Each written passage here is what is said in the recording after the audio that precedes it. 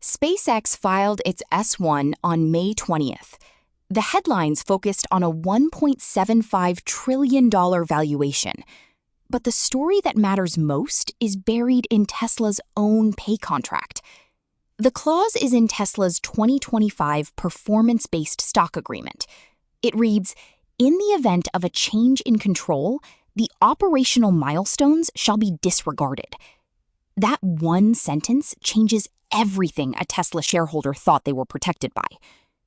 When Tesla holders voted on Musk's pay package late last year, the pitch was clear.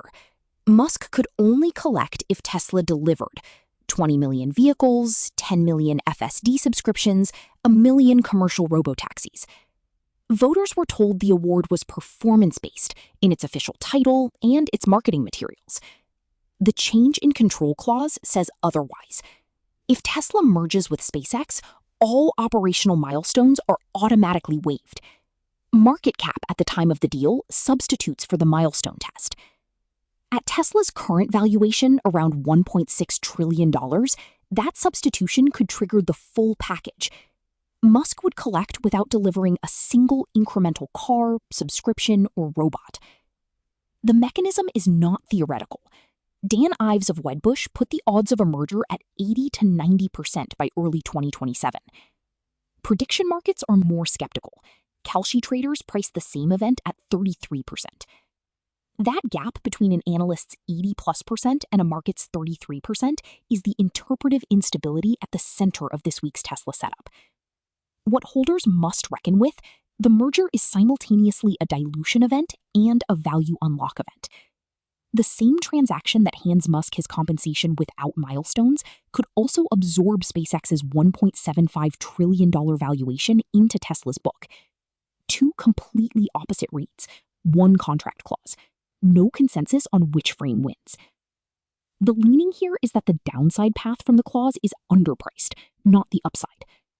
The pay clause hands Musk an incentive to close a deal at any time, on any terms he controls.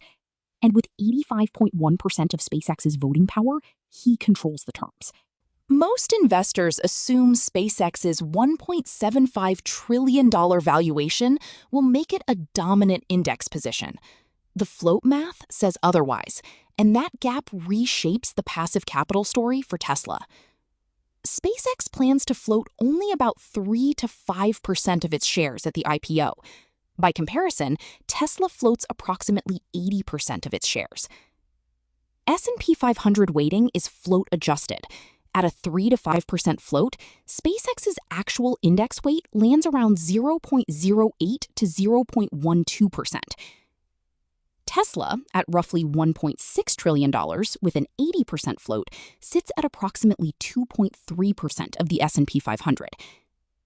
That is 17 times SpaceX's expected weight, despite a similar headline valuation. Here is the element most people are missing. Vanguard's total market fund, VTI, managing roughly $607 billion, can absorb SPCX in as little as 5 trading days. CRSP, the index behind VTI, quietly amended its eligibility rules on April 27 of this year, days before the SpaceX S-1 went public. The old rule required a 12.5% public float. SpaceX would have failed that screen.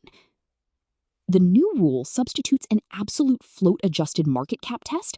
SpaceX clears it by a wide margin. A rule that is weeks old, never applied to a real IPO, and written exactly when SpaceX needed it. Russell 1000 inclusion shifts from September 2026 to 5 trading days post-IPO under a new fast entry mechanism.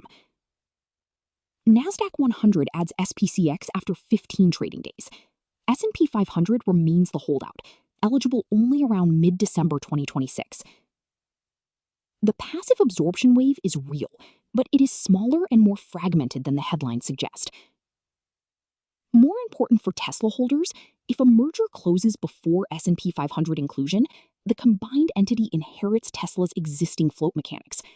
That is the forward checkpoint worth watching.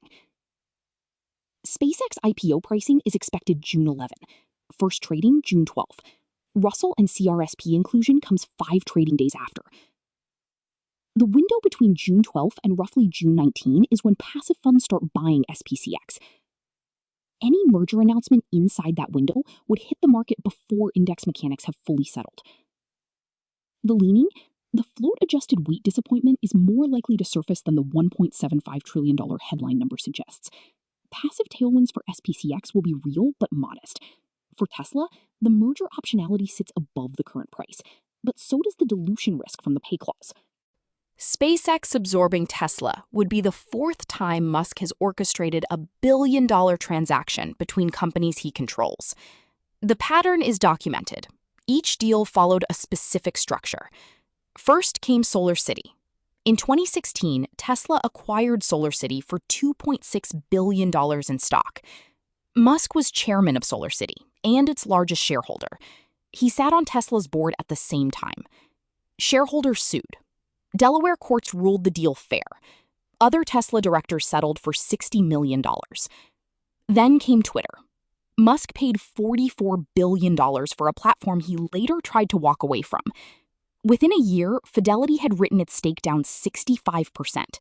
The platform's implied value fell to roughly $9 to $10 billion. Then, in early 2025, Musk had xAI acquire Twitter for $33 billion, restoring a $9 billion asset to $33 billion on xAI's books. Tesla's board then approved a $2 billion investment in xAI, a company shareholders had previously rejected a proposal for. Weeks later, SpaceX absorbed xAI in a deal valued at roughly $250 billion.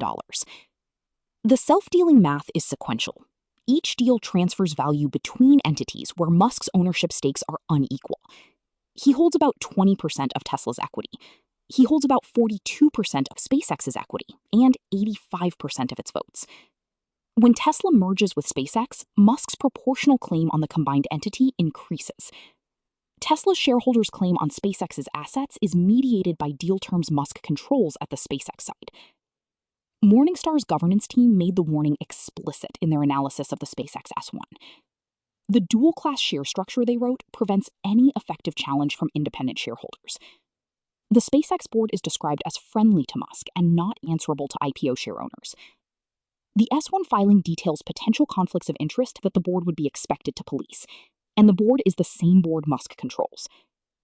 Here is the checkoff element from the opening. The change in control clause in Tesla's pay contract was designed with this moment in mind. The clause was not an oversight. It was written into the largest pay package in corporate history, approved by a board friendly to Musk. Tesla holders approved the milestones. They did not fully price the escape hatch. The forward checkpoint. SpaceX IPO pricing is expected June 11, first trading June 12. S&P 500 inclusion consultation proposed implementation for mid-December 2026. If a merger announcement comes before mid-December 2026, the deal lands before S&P 500 inclusion is complete. That timing matters because it narrows the window for passive index mechanics to create a floor under both stocks. The leaning. Tesla's standing read as a pure EV and robotics company is structurally challenged by the SpaceX IPO. Not because SpaceX's business is bad. Starlink generated $11.4 billion in 2025 revenue at $4.4 billion operating income. But because the IPO reframes what Tesla holders actually own, a stake in Musk's combined empire, at terms set by Musk. The question is not whether the business improves. The question is whether the governance discount is priced in. At $420 per share with no merger premium and full milestone risk, the answer looks like no. Every day after the close, we publish a market wrap and key issue analysis. Subscribe to the channel.